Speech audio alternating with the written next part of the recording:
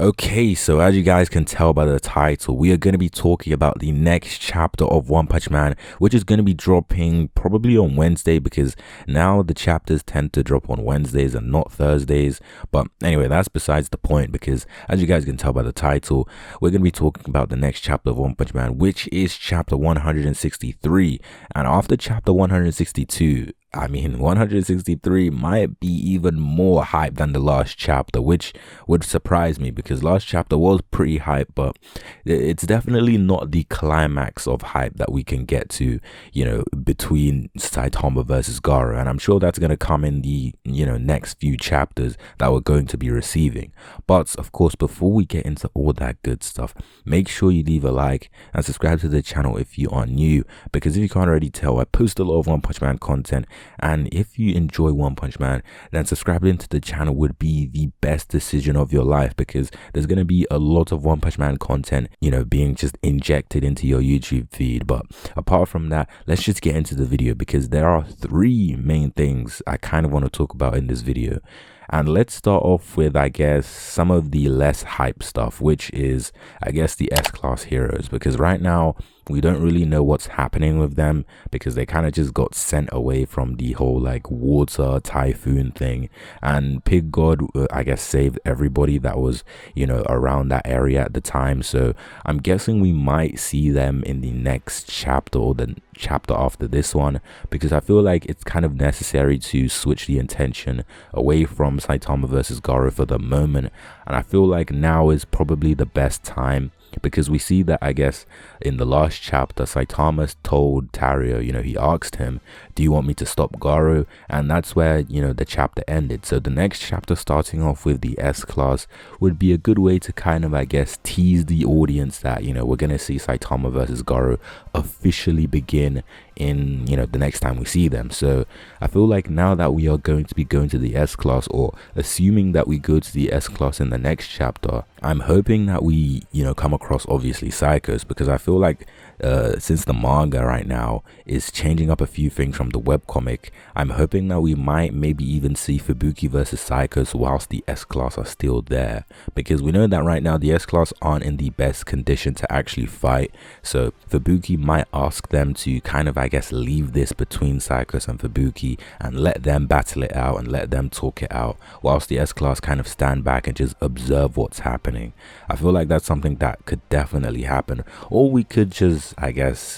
receive how it happened originally from the webcomic, and Fubuki versus Psychos just are alone and they fight it out normally and everything just happens the same way it happened in the webcomic. Of course, that's also a possibility, but I'm just stating some things that maybe could be changed in the manga, because as we all know, the manga right now is definitely not a one-to-one to the webcomic, because there have been a lot of changes to the manga, as we all know now. But moving on to the next thing I want to talk about, which is the reshuffling of events. Now, the reshuffling of events is something that we've all seen happen, or we are seeing happening currently right now in the manga. And I feel like we might have a reshuffle events with the Gaara versus the S-Class. I feel like there's gonna be a way that Gaara somehow gets away from Saitama and fights the S-Class, because believe it or not, S-Class versus Gaara is kind of an important moment in the series to just kind of re-establish Gaara's goals and his whole aims. And I feel like that's when Gaara starts to really get dark. I feel like that's maybe the time where we might see manga Gaara turn darker when he faces off against the S-Class, because we know Gaara has a whole vendetta against the S-Class about how the way they hero, the way they save people is very hypocritical, etc, etc. So we might see that happen as well, and I would love to see Gaara versus the S-Class, not only to show how strong Gaara is, but to just kind of re-establish his goals, because right now I'm sure I'm not the only one that is kind of confused about Gaara right now, because Gaara seems to have kind of a lighter tone, which I guess is good because it shows that he is more humanized and he's not a full monster. But I feel like it's necessary that Gaara kind of enters that more monstrous territory in terms of his attitude, to finally have the whole tone fit to how the webcomic was. Because right now, if you've read the webcomic, then you would know that Gaara is not exactly how he was in the webcomic, which is not a bad thing, because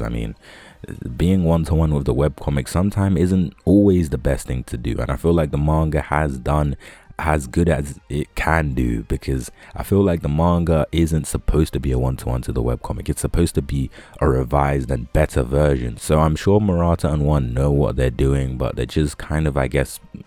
playing the long game with Garo's character, which I'm pretty interested to see how that turns out. But going on to the final thing I want to talk about, which is some God interference. Now, I'm sure this has been a theory that's been circling around the community for quite a long time, and that is whether or not Garo will take God's power or receive some influence from God. And if I'm being completely honest, I completely think that Garo will have some influence with God or have an encounter with God at some point in this, or at some point in this altercation with Saitama, because we know that, I guess, Garo right now is going through monstrification, or going through further monstrification, and slowly starting to break or remove his limiter. And we know that, I guess, God is pretty much the whole reason for monstrification, and I'm sure Garo might have like a whole epiphany where he realizes or comes across God, and God explains that he is the reason for his monstrification,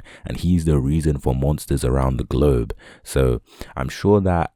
you know, after Garo hears this, he's gonna kind of go into a bit of a rage, and he's gonna kind of get confused and lose sight of his goal a little bit, and turn a bit more unhinged and a bit more crazy, because now that Garo knows God is the reason for everything, he might kind of, I guess, just accept that God is, I guess, kind of his leader,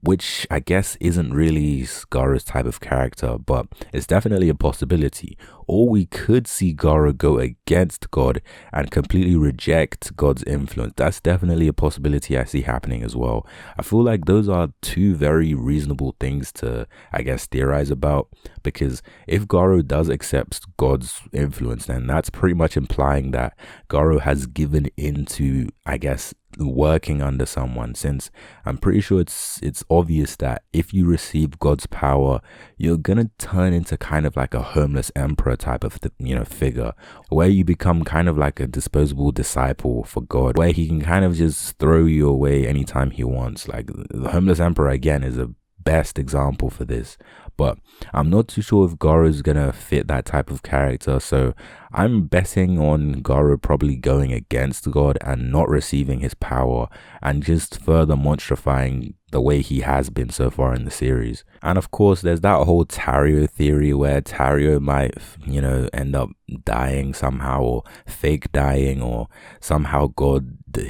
kind of, I guess, tricks Garo into thinking that Tario dies. But I'm not too sure if that's going to be a whole thing, because right now Tario is kind of with Saitama, and I'm not too sure if that's possible. But then again, it's always a possibility, because right now no one can really predict what happens next in One Punch Man. But apart from that, that's pretty much all I have to say for this video, to be honest. If you liked the video, make sure you leave a like and subscribe to the channel if you are new. And apart from that, I'll see you in my next video.